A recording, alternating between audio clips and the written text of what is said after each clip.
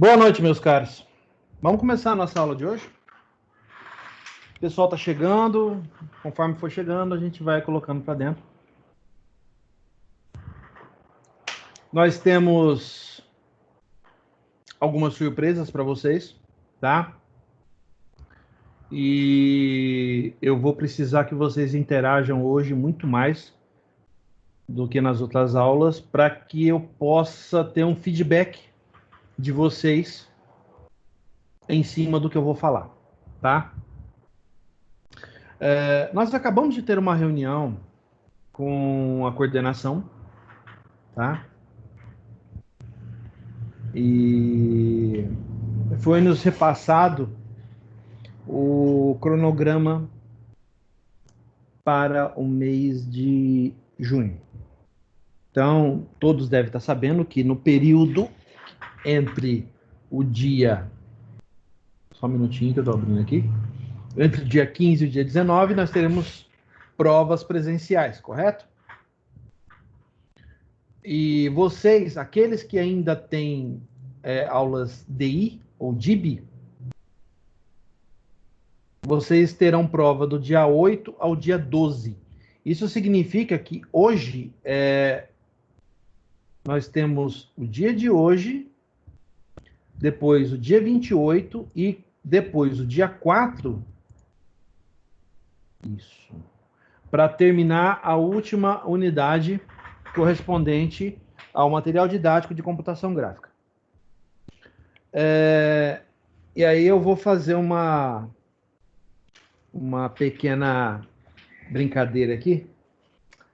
Vou falar que o santo do Marcos Rolim é muito forte. Tá, Marcos? Você tem um santo muito forte, confia muito nele. Tá? Sua reza é forte. Por favor, depois você me fala o terreiro que você frequenta, que eu vou querer dar uma passada lá. Por que eu tô falando isso? Por que eu tô brincando com o Marcos? Porque vocês têm acompanhado que no WhatsApp da turma, a gente vem discutindo a respeito das aulas, seriam aulas práticas em Python, né, para instruir vocês. E o Marcos Rolim demonstrou bastante interesse e tal, inclusive tem outros professores que sabem disso, tá, Marcos? Estou citando o professor Roberto Aragi e a professora Noísa, eles sabem do seu interesse nisso, tá? No entanto, o que eu venho falar para vocês não abrange única e exclusivamente a nossa disciplina. Abrange todas as disciplinas que têm aula prática. Olha só, todas as disciplinas que têm aulas práticas, tá? Muito bem, do que eu estou falando? Se vocês ainda não perceberam, brevemente vocês irão perceber, né? Hoje é dia 21 e de acordo com a Croton, isso deve acontecer até o dia 25, vai surgir no AVA uma opção, tá? Chamada aula prática. E o que é essa opção aula prática? Eu vou falar referente à nossa disciplina. Já surgiu. Tá? Já surgiu? Que bom. Mas ainda não tem nada lá, né? Você entra, não tá aparecendo. Eu olhei agora, o de algoritmo tem um monte de slide e um vídeo aula só. Isso. Eu acho que é tipo um tutorial de fazer algum programa. Isso. Não, eu vou te explicar o que é. São 8 aulas que vão aparecer lá, tá? 8 aulas. Então, todo mundo presta bastante atenção. Vão aparecer, nessas aulas práticas, vão aparecer 8 aulas novas, se você clicar, e vai aparecer uma opção lá, vídeo aula. Essa opção vídeo aula, ela tem 8 vídeos. Se você clicar, ele vai aparecer um quadro com 8 abas, com vídeos, tá? Eu digo 8 porque isso varia de disciplina para disciplina, tá? No nosso caso, vou falar especificamente no nosso caso. Vão aparecer 8 novas aulas dentro desse menu aula prática. Certo? Muito bem. Obrigado, Marcos. É isso mesmo, ó. No caso de você, esse caso aqui é processamento? Não, algoritmos, né? Vi agora. Muito bem. Algoritmos. Então,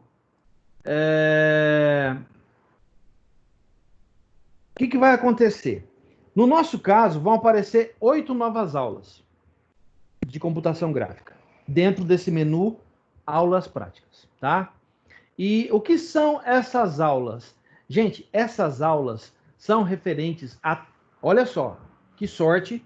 Por isso que eu falei que o santo do Marcos Rolim é forte. A reza dele é poderosa. Essas 8 aulas correspondem a toda a parte prática de Python que a gente teria que ter na disciplina e nós não tivemos, porque o professor não é capacitado para dar aula em Python para vocês, eu não tenho, tá, a capacitação, nem o professor Sidney, tanto que ele dá aula usando o Blended e ele vai se beneficiar com isso também, tá?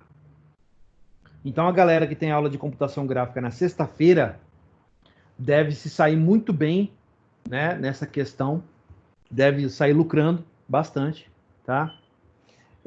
A respeito disso.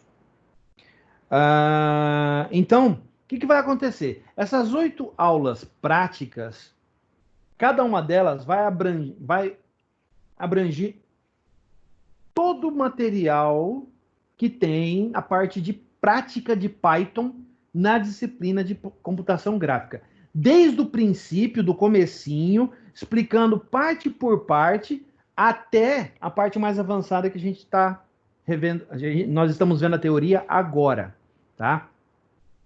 Para vocês, isso é excelente. E por que eu estou falando isso? Porque, gente, você tem os vídeos da disciplina no qual eu explico a teoria. Muito bem. Agora, você tem também aulas teóricas em slide e videoaulas que explicam passo a passo o que você deve fazer. Muito bom. E além disso, a Croton também está pedindo que os professores gravem as aulas realizando exercícios com os alunos. Então, quer dizer, o que vai acontecer? Eu vou combinar com vocês, nós vamos fazer aulas, não precisa estar todo mundo, vocês sabem que eu gravo as aulas e posto no YouTube, então essas aulas vão estar disponíveis lá. Mas nós vamos fazer aulas meio que fora de horário, tá? E aí a gente combina certinho como fazer isso, como se fosse uma aula de extensão. Para quê? Para que eu possa fazer os exercícios de Python junto com vocês, certo? Então nós vamos fazer os exercícios juntos. Então vocês vão assistir o slide, vão assistir o vídeo, né? O vídeo de treinamento, e depois a gente vai fazer o exercício junto. Gente, o exercício é 15, 20 minutos a gente faz. É um videozinho curto. Beleza, vamos abrir o Python, vamos desenvolver o código. Beleza, sem problema. Para mim, extremamente interessante fazer isso junto com vocês. Por quê? Porque, do meu ponto de vista, eu estou estudando Python. Mas eu ainda não sou capacitado em Python. Então, eu vou poder usar o mesmo material que vocês para a gente poder estudar essa parte. Porque a teoria eu explico para vocês de uma boa. Agora, a prática é um lado que vai ficar um pouco pendente. E aí vem o benefício. Vocês vão poder se preparar assistindo essas aulas e olha a vantagem. Além das videoaulas que estão disponíveis no portal, e infelizmente, tá, gente, é só portal, eu não tenho como tirar isso de lá. Senão eu colocava lá no meu canal do YouTube, sem problema, mas eu não tenho como fazer isso. Tá? Mas o que eu posso fazer? Eu posso fazer a gravação dos exercícios e isso sim eu posso postar lá no meu canal do YouTube. Então vocês vão ter mais 8 aulas, tá? Não sei se são 8, tá? Algumas disciplinas pode variar isso aí, mas em geral são mais 8 aulas, tá? De slides e vídeos. Os vídeos não são longos, tá? No qual vocês vão acompanhar passo a passo o desenvolvimento do código. Era justamente isso que a gente estava combinando um tempo atrás. Lembram-se? a gente estava combinando de fazer exatamente isso. Pegar um fora de horário, alguns de vocês, quem puder, acompanha, né? Eu criando os códigos, ou o Roberto, no caso eu estava negociando isso com o Roberto até falou, agora, Luizão, aproveita e faz junto com a turma. E é justamente o que eu vou fazer. Então, nós vamos assistir os vídeos, pegar os slides da parte prática, certo? E aí, o que vai acontecer? Ai, bendito, vai embora, vai. O que vai acontecer? Eu vou poder gravar o vídeo com vocês fazendo esses exercícios. E eu vou poder postar essa resolução de exercício no meu canal. Então, quando vocês forem fazer prova, olha só a vantagem que vocês vão ter. Vocês vão ter a parte teórica, que já está no canal. Eu já coloco lá mesmo. Vocês vão ter os exercícios resolvidos da parte prática lá no canal. No AVA, vocês têm os slides dessas 8 aulas. Eu não sei se são 8 mesmo, né? Vou repetir. E vocês têm os vídeos que vão explicar o que vocês devem fazer. Gente, melhor que isso não dá, né?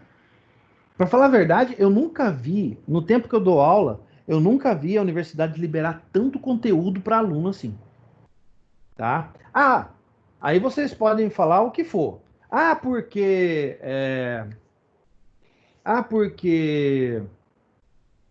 a gente está em pandemia, a universidade tem que liberar conteúdo mesmo. Mas, gente, quem já foi meu aluno sabe que esse é o meu padrão.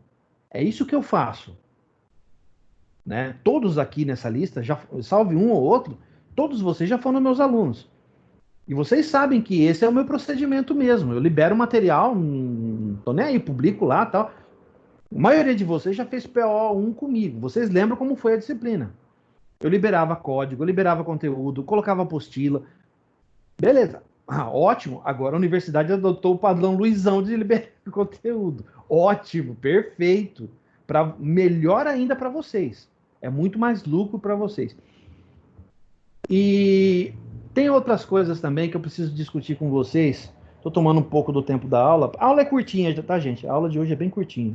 Não é muito complicada, porque tem muita matemática envolvida hoje, tá? Mas tem outra coisa que eu preciso discutir com vocês. Primeiro,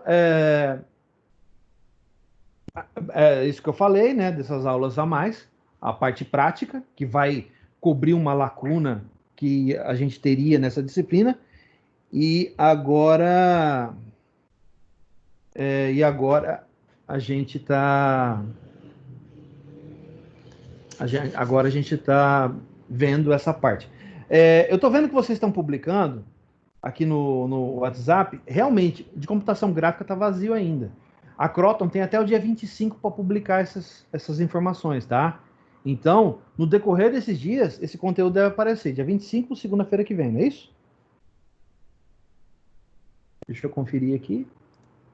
25, correto, 25. Então, segunda-feira que vem, até segunda-feira que vem, a Croton deve ter liberado já, dentro do AVA, todo o material, inclusive o da nossa disciplina, tá? Que é a data marcada para liberar. Então, nós vamos ter... Beleza, então é uma lacuna, é um problema a menos que nós temos aí. A coordenação pediu para conversar com vocês também uma outra coisa. Surgiu um boato, tá? Eu não sei de que origem é, mas é fake news, então a coordenação pediu para conversar com vocês a esse respeito, tá?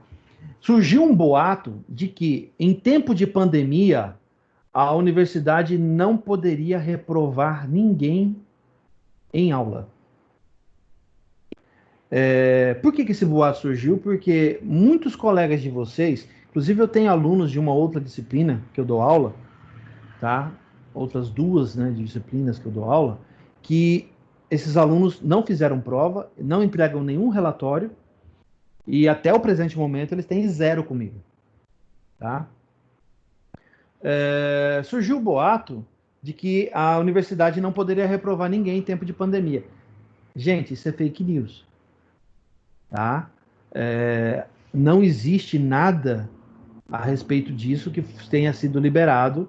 Não tem informação nenhuma a respeito. O Ministério da Educação não soltou nenhuma palavra a esse respeito, tá? A universidade continua prestando os serviços dela normalmente. Apesar de que todo o conteúdo tem que ser EAD em função de uma ordem que foi emitida pelo governo federal, tá? Então, tem que ficar bem claro. Não é a universidade que não quer dar aula. Não. Todo mundo aqui é adulto e vocês, inteligentes como são, sabem muito bem disso. Para aqueles que, por um acaso, porventura, passou alguma coisa disso na cabeça, tenham ciência de que a universidade está sendo obrigada a trabalhar dessa forma. Tá? Nenhum de nós gostamos de participar disso, vocês sabem bem. Eu canso de falar isso para vocês em sala de... Aqui, enquanto estou dando aula para vocês, prefiro vocês em sala de aula do que vocês online. Vocês sabem disso. E eu não sei de onde surgiu esse boato, tá? Mas isso é fake, tá, gente? Eu tenho alunos em outras disciplinas que já estão automaticamente reprovados. Eles não têm condição de fazer provas, né? Se quiserem fazer, podem fazer, não tem problema nenhum. Só que esses alunos não têm conteúdo, não participam, não assistem aula, não entregam relatório. Por exemplo, isso é importante, tá? São 1.500 pontos de atividade nesse bimestre e serão 5 relatórios. Hoje vocês estarão entregando o 4º, se eu não estou errado. Tá? Eu tenho que, inclusive, confirmar isso. Mas acho que é o 4º. Deixa eu abrir aqui o meu e-mail para confirmar essa informação. Tá? Só um minutinho. Aproveitar para molhar o bico aqui.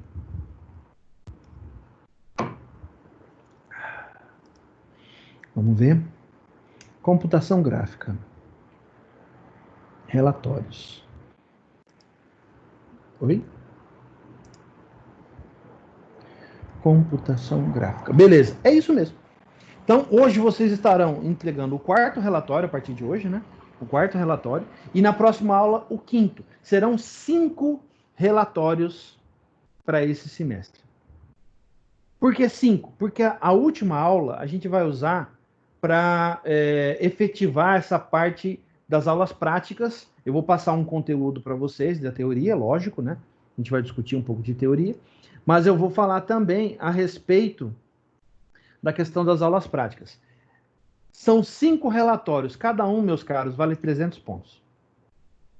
Então, quem não entregou o relatório está perdendo 300 pontos nessa jogada, tá?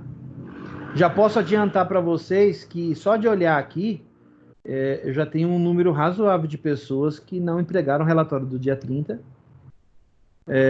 Isso eu estou baseando no relatório do dia 7, tá? Que a maioria entregou. E no dia 14 teve uma pessoa que não entregou. Então, os relatórios para esse bimestre valem 300 pontos cada um. Então, hoje vocês vão entregar o 4º relatório. Esse era o outro assunto que eu tinha que discutir com vocês. O 4º relatório. Então, na próxima aula, o 5º e último relatório. Tá? Por quê? Na aula que vai anteceder o início das provas, nós vamos fazer um apanhado geral e nós vamos acertar a questão das aulas práticas. Então, liberou, não perde tempo, já começa a assistir. Começa a assistir e vai ter algumas atividades que nós vamos fazer juntos. Aí a gente vai combinar um dia, vai sentar, vamos fazer essas atividades todos juntos, tá? Para que eu possa gravar esse vídeo e liberar o vídeo no YouTube, tá bom? Então, no dia... Deixa eu ver aqui. No dia 4, tá? No dia 4 de maio, vai ser esse encontro. A gente vai ver a última parte da teoria, tá? Vai combinar a parte da prática. Quem está chegando agora, assiste o vídeo depois que eu expliquei bastante do que vai acontecer agora em diante quanto à parte prática. Tá bom? Vamos lá para a nossa aula de hoje. Gente, antes disso, tem alguma dúvida do que eu expliquei? Alguém Professor, não entendeu? aqui... Fala, Marcos. Não, entendeu. Mas essa pontuação que eu tô na dúvida, que eu tô olhando aqui o gráfico do portal, Ah, não tem aonde entrar essa pontuação, que pra gente só tá lá 12.500 pontos, que é o máximo, e daí ah, 3.500 de transversal, que já tá completo, o atividade virtual DIB, que é o AVA, e ah. atividades em sala de aula só tem até 1.000 pontos, que no meu caso lá tá os 950. Então, aonde que vai entrar esses outros 1.500 pontos? Olha, para mim aparece. Eu vou até. Porque Tô aqui abrindo para aqui. mim só tem nível, vale até 1.000 pontos. Eu fazendo as contas aqui, realmente, ó, tem lá, você conquistou tantos pontos de 12.500 pontos. Então aqui já fechou esses 12.500. Agora eu não sei onde que entraria esses 1.500 pontos desse bimestre, que agora eu fiquei curioso aqui para saber onde que você vai colocar. Olha, eu tenho liberado, inclusive, eu vou até mostrar para vocês. Eu posso até mostrar, tá? Olha só. Pior que Eu o vou meu também mostrar. tá assim, só 1.000 ali na atividade de salas, algo assim. Ó, Sim, tá e se aqui, você gente. faz com a conta, então, mas por exemplo, Aqui, ó. Observa aqui. Eu tenho atividade de sala, atividade de sala de aula 2 com 1.500 pontos. Agora, onde isso aparece no portal para vocês, eu não sei dizer, tá? Inclusive é aqui que vão ser, ó, os outros relatórios registrados aqui, tá? E aqui é que vai aparecer aqui aparece para mim esses pontos e vai aparecer também os relatórios que eu vou lançar de vocês, tá? Então, aonde eles aparecem para vocês, eu não sei te dizer. Eu sei assim, eu tenho que lançar esses pontos, tá? Inclusive, aquela recomendação que eu fiz anteriormente. Gente, não deixe a atividade do portal para depois. Façam tudo que for possível e impossível, tá? Dentro da possibilidade, façam todas as transversais, façam todas as atividades. Não deixem para fazer depois. Por quê? Se por um acaso a prova da instituição, tá? Porque é uma DIB, então agora é a instituição, não é minha prova. Se por um acaso a prova da instituição vier muito complexa, cobrando coisas que vocês não viram em Python ou de matemática, agora a gente tem algo que vai cobrir a lacuna, né? Que são essas 8 aulas a mais. Mas antes a gente não tinha nada disso. Então, a parte teórica é a parte que eu estou explicando para vocês. A lacuna vai ser suprida agora. Perfeito. Excelente. Tá? Mas você tem certeza que você vai deixar tudo na base Ah, não, eu vou fazer os relatórios, vou fazer a prova. Opa, mas N2 não é eu que aplico. N2 é a instituição que aplica. Então, não deixa essas coisas. E eu estou falando isso na minha disciplina, mas, gente, serve para todas, tá? Não deixa exclusivamente em cima da prova. Porque você pode ser surpreendido por uma prova muito complicada e você se sair mal numa prova que vale de vocês, se eu não estou errado, são 4.000 pontos. É isso? Acho que é, né? É. 4.000 pontos. Gente, se você se sair mal numa prova dessa e não tiver feito as atividades transversais, as atividades do portal, essas coisas assim, você tá fadado a reprovar. E vocês, mais uma vez eu vou dizer, eu não sei quem inventou esse boato, mas é fake. Gente, continua valendo a regra. Aluno meu não fez, é zero. É zero. E vai reprovar? Vai reprovar. Por quê? Ah, a gente está em modalidade EAD. Sim, mas tem muito conteúdo disponível. Tem muito material para estudar. Vocês têm os vídeos do meu canal que explicam até de outras disciplinas. É livre, vocês podem assistir o que vocês quiserem. Tem gente que tem gente de ADS que está assistindo de POA2 porque enfiou na cabeça que eu dou aula melhor pro pessoal de POA2. Não existe, o conteúdo é igual. Só que agora vai vir a parte prática com eles também. E aí a coisa vai complicar pro lado deles, tá? Mas cada um no seu quadrado. Então, Vamos aproveitar isso. Façam as atividades transversais, façam as atividades de portal. Agora vem a parte da lacuna. Gente, aproveita, enriquece essa parte de vocês, tá? Porque vocês vão estar indiretamente aprendendo uma nova linguagem de programação. Quer dizer, olha a oportunidade que a universidade está dando de liberar um material feito pela Croton que explica passo a passo como programar em Python. Sabe quanto custa um curso de Python da Alura, gente? Alguém aí tem alguma noção de quanto custa? Ou um curso de C# da Udemy? Um curso de SQL da Udemy? Tem noção de quanto custa? Ah, eu pago na promoção. Tá? Beleza, só que aqui você já está pagando.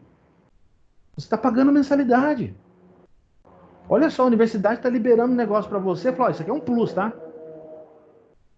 Beleza. Pô, aproveita, vamos abraçar isso aí. Ah, o professor Luizão liberou o canal dele lá. Tá liberado, os vídeos estão liberados para todo mundo. Pode assistir. Olha só a vantagem que vocês vão ter, tá? Bom, vamos, alguém tem mais alguma dúvida a respeito desse negócio das aulas práticas que vem por aí? Alguém tem alguma dúvida a respeito das atividades? O Marcos Rolim colocou bem aí, eu mostrei para vocês. Eu tenho que lançar os 1.500 pontos e eu vou lançar agora. Como que vai aparecer? Eu não sei, tá? Alguém tem alguma dúvida sobre isso? Ou eu posso ir direto já para a disciplina?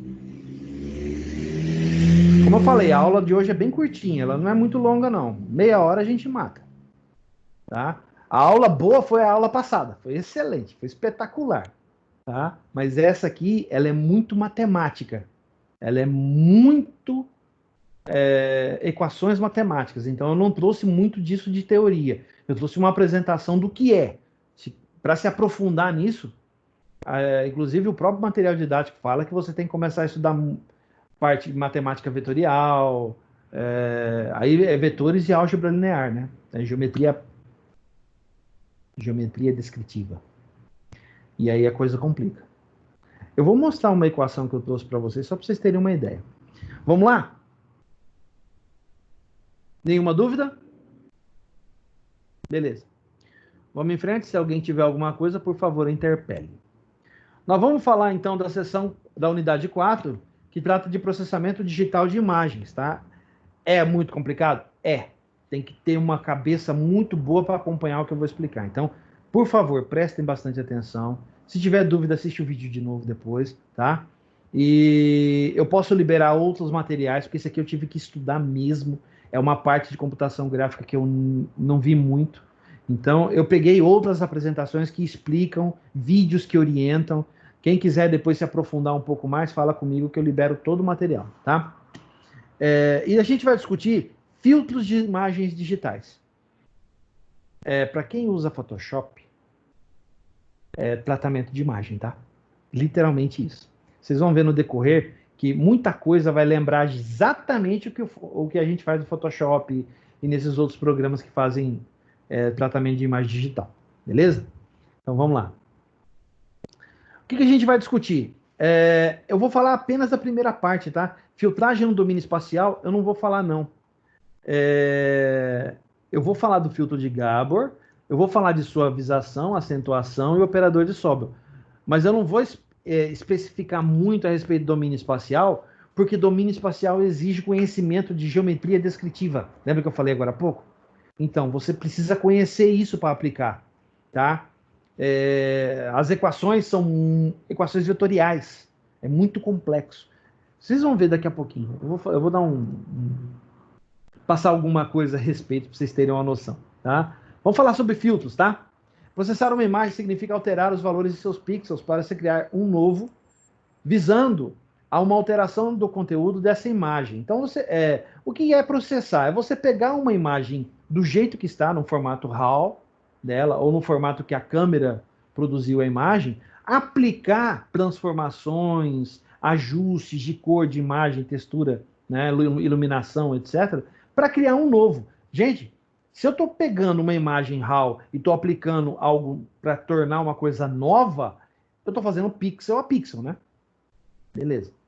O objetivo pode ser apenas a obtenção de um efeito visual direcionado a seres humanos, ou pode ser realce de informações para o processamento posterior para o computador, em uma aplicação de visão computacional. Um exemplo disso, as imagens do Google, né? Quem usa o Google Maps sabe que se você der um zoom a partir da atmosfera e vir descendo, ele vai modificando essas imagens para você, tá? Essas modificações é uma aplicação de visão computacional, porque cada vez que você aumenta o zoom, ele faz um tratamento da imagem aplicando pontos de localização naquela imagem para você, tá? Os efeitos visuais e diversos filtros podem ser explorados em diversos aplicativos de edição de imagens, hoje presentes até mesmo em dispositivos móveis. Versão o Photoshop embarcado, né, no Android. Ou então, o que a gente já está mais acostumado a fazer, que é usar Instagram, que é usar o próprio Facebook, ou o WhatsApp também tem alguma coisa que permite você fazer isso, né? São aquelas ferramentas de tratamento, tá? Ele chama de filtros. Então tá. Vamos continuar. O uso de filtros, principalmente, tem como objetivo melhorar a qualidade por, olha lá, ampliação do contraste, eliminação de padrões periódicos ou aleatórios, melhoria de foco e acentuação de características. Existem mais objetivos, mas os 4 principais são esses, tá? Então, você ampliar a ampliação do contraste para melhorar a qualidade da imagem, você enxergar melhor as cores, eliminação de padrões periódicos ou aleatórios, e limpeza, né? Você está limpando o ruído que vem na imagem, né? Pode vir, por exemplo, névoa, a iluminação desfocada, alguma coisa. Você aplica filtros para tirar isso aí. Quem usa Photoshop sabe do que eu estou falando, tá? Melhoria de foco, óbvio, o nome já diz, né? Você melhorar a imagem a ponto de conseguir enxergar alguma coisa. Isso aqui, inclusive, é feito muito pelos satélites que fazem segurança ou satélites espiões, né? Que focam exatamente em cima de determinado alvo, conseguindo uma imagem muito mais clara e precisa e consegue fazer o ajuste desse foco, né? É a aplicação de filtro. São essas transformações que são feitas. E a acentuação de características. Você pegar uma imagem para fazer reconhecimento da imagem, reconhecimento facial, por exemplo, e realçar determinadas características da pessoa que ficam gravadas e que podem usar depois, no futuro, para possíveis reconhecimentos e localização. Certo? Vamos em frente. Como se classificam esses filtros, tá? Com relação ao domínio ou espaço, frequência ou espacial, né? Tá? Ao tipo de frequência que é eliminado, passa baixas, passa altas e passa faixas. Nós não vamos falar muito sobre elas, mas eu vou fazer demonstrações para que vocês possam entendê-las, tá?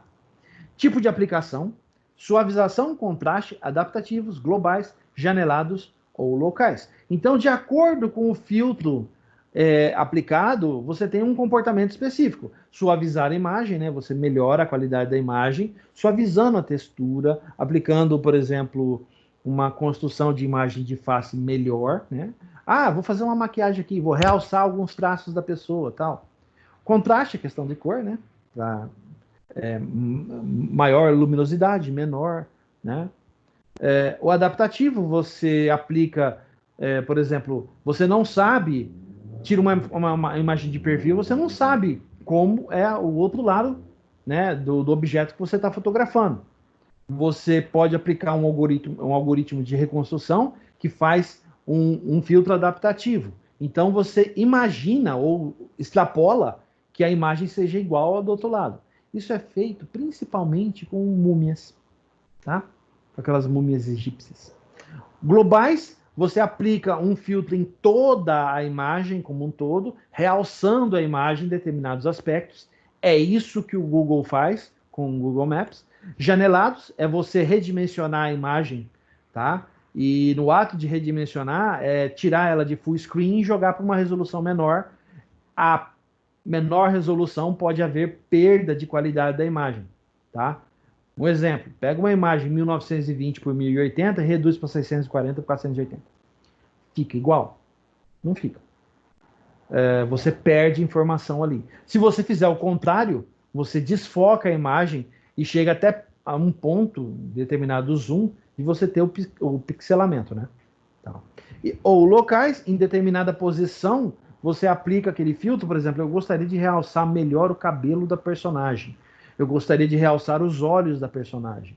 Ou, por exemplo, eu gostaria de aplicar um filtro que permita, por exemplo, eu realçar as cores da paisagem de fundo. E assim por diante. Então você localiza exatamente aonde você vai aplicar aquele filtro, tá? Tem formas e métodos de fazer isso. Mas vamos lá. Algumas observações. Bom, overflow ou saturação de limites ocorre quando os valores após a filtragem ultrapassam os limites ou se tornam negativos para um dado valor do pixel. Lembra que eu sempre falo para vocês que tudo em excesso faz mal? Aqui está o exemplo. Se você exagera na saturação, você acaba estourando a qualidade da imagem ou o nível, por exemplo, de coloração que determinada imagem pode ter. É aquela hora que a gente força um pouquinho a curva de... E a gente vai falar sobre isso, tá? A curva de coloração e acaba ficando com, por exemplo, olhos roxos. Ou aquele vermelho do olho, né? Que quando tira a foto brilha. Ah, eu quero apagar isso aqui. A pessoa, se aplica o filtro errado, a pessoa fica com olhos de demônio. Coisa desse tipo, tá? Filtragem no domínio espacial se baseia na utilização de máscaras. As máscaras, lembrando, domínio espacial a gente não vai falar. Olha por quê. As máscaras são pequenas matrizes bidimensionais e os valores são coeficientes dos filtros, valores para obter o resultado desejado. É uma sequência de matrizes, equações vetoriais. Precisa saber geometria descritiva. A filtragem no domínio de frequência, que é o que a gente vai estudar, tem suas técnicas fundamentadas no teorema de convolução, que é uma propriedade da transformada de Fourier. Professor, o que é isso? Vocês vão ver agora. Fica olhando. Filtragem no domínio da frequência. Onde que está? Aqui, ó. Deixa eu falar isso aqui primeiro. Ó. O que é a transformada de Fourier? A transformada de Fourier, em sua primeira versão analógica, foi desenvolvida pelo matemático Jean-Baptiste Joseph Fourier em 1768 até 1830. Tá aí a equação. Olha que beleza. Não me pergunte, eu não sei resolvê-la, nem sei aplicá-la, tá? Limite, derivada, eu não sei como aplicar isso aí, tá? Mas eu posso dizer para vocês, apesar da transformada de Fourier ser expressada na forma de uma equação bem complexa, isso já tem a nível de programa, tá? As APIs gráficas que nós utilizamos têm essa equação escrita na forma de programa. Então, é um método, você invoca um método para aplicar nos pontos de determinada imagem a transformada de Fourier, tá? Isso é legal. Vamos falar aqui um pouquinho, ó, os conceitos de filtragem no domínio de frequência. É realizada após a transformação da imagem do domínio do espaço para o de frequência. A transformação de espaço é realizada pela multiplicação por uma função de transferência. Após a transformação, é realizada a filtragem. Após encerrada a filtragem, é realizada a transformação inversa. Então, o que isso significa? Significa o seguinte, que você pega uma imagem já transformada, quer dizer, ela já está... você pegou uma imagem que veio do vídeo ou da câmera, tá? Você aplica os filtros, ela se transformou, tá? Então, você tem um subproduto aqui, já transformado, aplicado, tal. Você executa todo o processamento, tá? E aí você inverte a imagem. Ah, então é meio que aplicar um efeito assim de preto e branco? Mais ou menos isso, tá? Por exemplo, um alto contraste, por exemplo, uma imagem que vem em tons de cinza, ela inverte a coloração. Aquilo que é preto fica branco e assim por diante, tá? É mais ou menos isso. Lembrando, nós estamos estudando a variação de cores no tom de cinza, não no colorido, porque senão o colorido a gente ia ficar aqui até... vamos aqui, ó. Vou falar exatamente do que eu quero dizer. Dá uma olhada na imagem A, B e C. A imagem A, as três imagens são iguais. Vieram da mesma fonte. São sementes que estão sendo fotografadas, tá? No caso, se eu não estou errado, são grãos de milho. Agora, eu quero que vocês reparem o seguinte, ó. Na imagem A, tá? Eu vou dar até Não, vou falar aqui primeiro. Aqui. Eu acho que pode ser isso aqui mesmo. Na imagem A, ela é a imagem original. Então, foi tirada uma foto, tá? Dos grãos de milho colocados em cima de uma superfície, tá? E saiu essa imagem em tons de cinza. Perfeito. A imagem B é a inversa. Você troca as cores. Repara que inverteu tudo, né? Muito bem. E a imagem C é o limiar, ou a aplicação e saturação no limite. É isso que eu estava tentando falar para vocês naquela hora. Dá uma olhada. A original é a A. Está mais à esquerda. A do meio é a inversa. É o negativo. E a C é o limiar. Você saturou até o limite, até onde podia. Olha o que virou. Beleza? Por que aí alguém pode perguntar, mas professor, por que em tons de cinza e não colorido? Gente, tons de cinza, a gente aplica uma matriz de 0 a 255, que é a variação do preto até o branco. Muito bem, são 255 cores. Tá? Aí alguém fala, mas quantos tons de cinza tem? Bom, eu estou dizendo que é do 0 ao 255. Agora, quantos tons de cinza tem aí no meio? Dá para colocar aqui todos, né? Mas o 0 é preto, 255 é branco. Agora, por que trabalhar com uma matriz de 0 a 255? E não trabalhar. Isso representa a matriz cinza. E não trabalhar com uma matriz colorida. Porque colorida, vocês acho que vão se lembrar, são 3, né? São 3 matrizes dessa. É uma matriz para o tom vermelho, uma matriz para o tom azul. Azul? E outra para o verde? RGB? Red, Green e Black. É Black. É Blue ou Black? Não, é Blue, tá certo. RGB. Então, olha lá. Red, Green e Blue. São essas variações. Então, vamos pensar o seguinte. São 3 matrizes, uma ao lado da outra, onde cada numeração especifica um valor dentro de uma matriz de cores. No caso, do espectro de todas as cores que nós temos disponíveis. Se a gente fosse fazer isso em aula, a gente ia levar um tempão gigante para mexer com isso, né? Ia levar muito tempo, não ia dar certo, tá? Só um minutinho, tem alguém me chamando aqui em outro programa. Deixa eu ver. Ah, tá. Me lembrando que daqui a pouco tem outra aula. Bom, vamos lá, vamos continuar. Aqui a gente então falou sobre isso, sobre as matrizes aqui. Vamos passar para cá, ó, dá uma olhada. Curva de cores, tá? Olha só. Eu tenho a primeira foto, A, a imagem original. Na imagem B, eu tenho um histograma que mostra a curva aplicada e o histograma que é baseado os tons de cinza que foram aplicados, tá? Então eu tenho 2 eixos, né? No eixo X, eu tenho uma variação específica. Daqui a pouco eu falo sobre ela. Então eu começo no preto e vou até o branco, essa parte de baixo. Começo no preto e vou até o branco aqui. Então eu tenho de 0 a 255 variações de cor. E do outro lado, no eixo Y, eu também tenho essa variação. Esse histograma representa a imagem à esquerda. A curva representa a aplicação das cores que estão sendo realizadas. Então eu faço a aplicação de cores sobre a imagem original e eu obtenho o quê? A imagem à direita. Dá uma olhada na diferença uma vez que eu apliquei uma tonalidade de cinza e ele vai variando do preto até o branco. Dá uma olhada como que ficou a imagem. Dá a impressão de imagem de jornal, né? Daqueles jornais antigos, né? Essa imagem mais à esquerda, ela é uma imagem mais recente, é um tom de cinza de uma imagem recente. Agora, a imagem da direita parece uma imagem de jornal da década de 40, década de 50, por aí, né? Aqui eu estou falando da mesma coisa, só que eu estou explicando o que cada eixo faz. Eu já comentei com vocês, né? Eu começo do 0 e vou até o 255, sendo o 0 preto, 255 branco, tá? Aqui é a mesma coisa, só que aqui eu estou explicando o eixo Y. Eu já expliquei para vocês.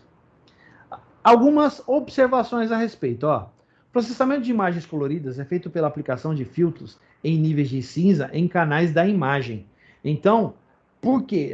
Eu estou explicando, no caso, por que as imagens estão sendo utilizadas. A gente já falei para vocês. Coloridos são 3 matrizes. Pensa o tamanho que não ia ficar isso aqui, tá? Uma estratégia é aplicar o filtro independente em cada canal RGB. Então, você aplica o filtro selecionado em cada um dos canais que você tem do RGB, tá? Em vez de aplicar tudo em cima de uma imagem inteira, não. Você pega primeiro o vermelho, depois o verde e depois o azul. Um detalhe, é assim que a NASA faz com as imagens que ela publica na internet, tá? Ela aplica para cada filtro, sendo que cada filtro representa um elemento químico disponível naquele astro, estrela, planeta, cometa que ela está divulgando, tá?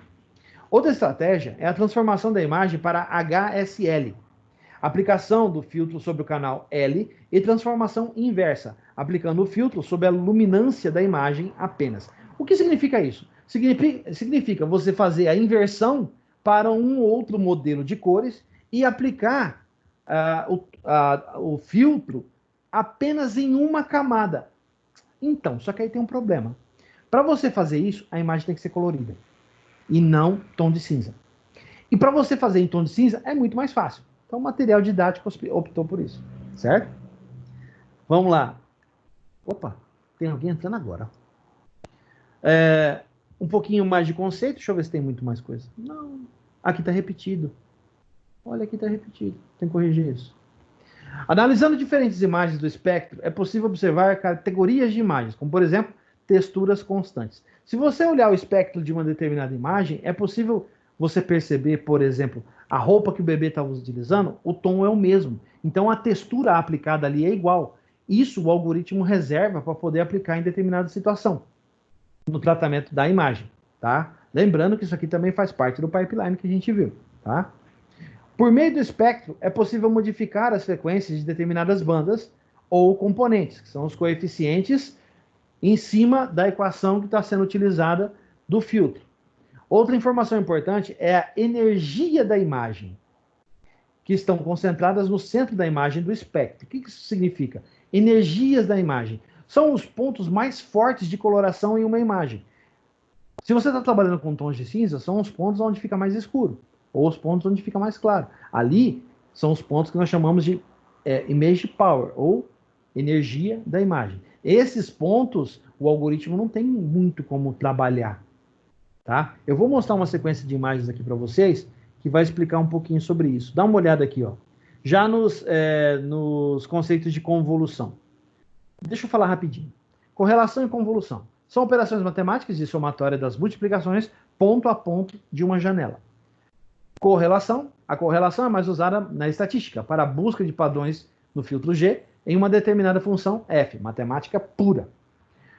Convolução são a base para as redes neurais convolucionais, utilizadas para aprendizado de máquina no contexto do aprendizado profundo, e é a mais usada. Aí são spoilers da próxima aula. Convolução é utilizada em algoritmos neurais e são muito aplicados para fazer reconhecimento de imagem facial. Então, o reconhecimento facial usa um filtro de convolução no realce de determinados pontos da imagem. É por isso que é tão fácil para uma rede neural reconhecer uma pessoa. Ah, mas é fácil? É fácil. Pontos realçados são armazenados em um banco de dados e a partir dali ele começa a verificar várias e várias imagens. Gente, com coordenadas, cores e texturas gravadas num banco, na forma de equação matemática ou de informação, é óbvio que o banco de dados vai conseguir avaliar isso em velocidade muito superior ao ser humano, tá? Tá aqui, ó, um filtro de convolução, tá? O Laplaciano. Dá uma olhada na imagem original, dá uma olhada no resultado normalizado e dá uma olhada no resultado de negação, que seria o inverso dele, né? Olha como é que é o do meio e olha como é o da ponta. Se alguém já tentou aplicar filtros no Photoshop, já deve ter chegado, estava aprendendo, é óbvio, né? Já deve ter chegado a um resultado parecido com o do meio aqui, tá? Muito bem. Outro filtro, aguçamento. Quando você quer realçar determinadas características da imagem, você geralmente aplica o filtro de realçamento. Aqui nós temos a imagem original, o resultado normalizado da aplicação do filtro e a negação do módulo da diferença A e B. Significa o quê? Você inverteu, você fez a inversa da imagem. Você pegou a imagem aplicada com o filtro e inverteu, você estourou os limites, saturou. Tá? O filtro de Sobel, você tem a imagem original do lado esquerdo, a imagem B, que usa um filtro LR de Sobel, que você criou, no caso, aí, uma imagem bem fantasmagórica, né, tal. E a aplicação do filtro UD de Sobel. Gente, aqui é importante, tá? O B é o A com filtro LR. O C é o A com filtro UD. A imagem UD, ela é uma imagem mais palpável pra gente, né? Inclusive, a gente já viu esse tipo de efeito no Instagram. Não sei se vocês já repararam nisso. Dá uma olhada que o Instagram tem um filtro muito parecido com esse. Uso, inclusive, o mesmo algoritmo, tá? Alguns outros filtros, ó. O filtro de redimensionamento, tá? Onde você desfoca a imagem para aplicar uma certa resolução. Dá uma olhada na imagem original, que é uma imagem A, e dá uma olhada nos outros aplicando os filtros de 7x7, 15x15 e 25x25. Professor, o que seriam esses filtros dessas numerações? Gente, é a variação da matriz original de pixels, tá? Então, olha só, desfocou 7, desfocou 15 e desfocou 25. Detalhe, é uma matriz quadrada, né? 7x7, 15x15, 25x25. Por quê? Porque ele pega a imagem, converte ela em um formato quadrado, tá? E quando eu digo formato quadrado, eu estou falando da matriz original de pixels que está sendo aplicada aqui. E aí ele começa a variar essa matriz, aumentando o pixelamento. Olha o resultado final aqui. Desfocou de vez, você não enxerga mais nada. Tá? Ah, então quer dizer que se eu aplicar ao contrário, é assim que funciona? Aham. E é assim que o Google faz. É assim que os satélites espiões fazem. Tá certo? Ah, o filtro gaussiano. Esse aqui é mais famoso, né? Olha só. A imagem original aqui, o bebezinho. A aplicação de um filtro gaussiano, ó, olha só o que virou a imagem. Esse aqui, no caso, é a aplicação do filtro LR. Ele converteu a imagem em pixelamento usando a força da imagem, né? Olha só, centralização, e aí ele usa a força da imagem em si. Então ele centrou no meio aqui da testa do bebê e o resto ele foi traduzindo em tons até o escurecimento. E aqui é a aplicação de um outro filtro, no caso, desfocando um pouco a imagem. Ele não saturou, tá vendo o resultado? Você desfocou a imagem aplicando o filtro gaussiano. Quem usa Photoshop sabe bem do que eu estou falando. Beleza? Eu falei que o assunto era meio diverso e um pouco complicado, curtinho, e eu não podia me estender demais, porque tem muita matemática envolvida aqui. Muita mesmo, tá? Então, o que eu quero que vocês façam para o relatório? Eu quero que vocês pesquisem esses filtros, tá? Eu coloquei aqui, ó, preparar um relatório sobre temas abordados, filtros de imagens digitais. Então, o que eu quero que vocês façam? Eu quero que vocês pesquisem no Photoshop, eu quero que vocês pesquisem no Instagram, no Facebook, nesses aplicativos, nos próprios celulares, né? Nas galerias dos celulares, quais são os efeitos, quais são os filtros disponíveis nessas aplicações. Importante, gente, eu quero uma correlação, tá? Por exemplo, você vai falar de um filtro que tem no Instagram, tem um filtro também no Photoshop, beleza, então você coloca o nome do filtro, explica ele, tá? E aí você coloca, existe no Instagram e no Photoshop. Aí você fala de um outro, só existe no Instagram. Aí você fala de um outro, só tem no Photoshop. Entenderam? É isso que eu falo, é isso que eu quero. Professor, só pode ser Instagram e Photoshop? Não. Como eu disse, pode ser qualquer aplicativo que vocês conheçam que use filtros de imagem digital.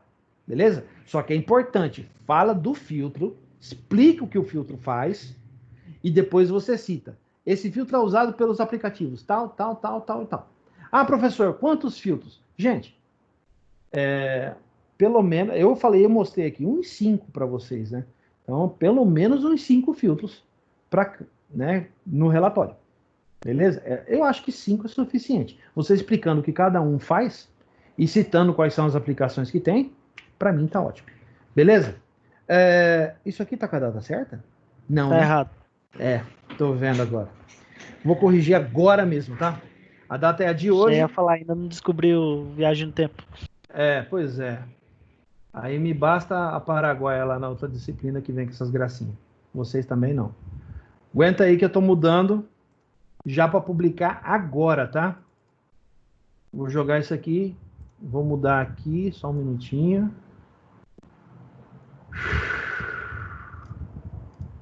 Data de hoje, dia 21. Entregar dia 23, sexta-feira. Sábado, né? 23 é sábado, professor. Sábado, dia 23, até as 11h59 da noite. Tá aqui, deixa eu colocar aqui para vocês, ó.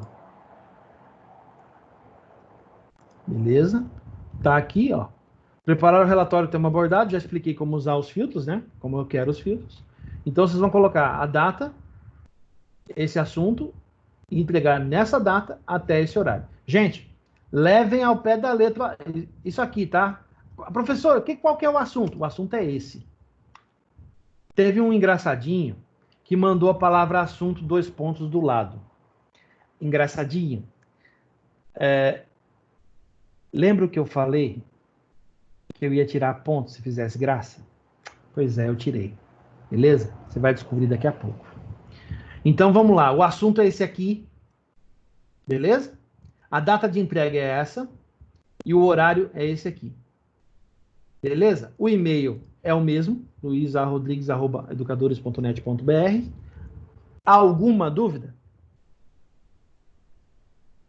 A missão é simples, né?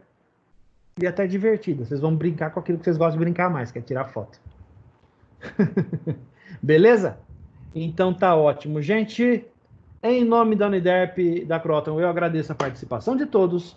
Um grande abraço. Por favor, cuidem-se, fiquem com Deus e até a próxima aula, tá?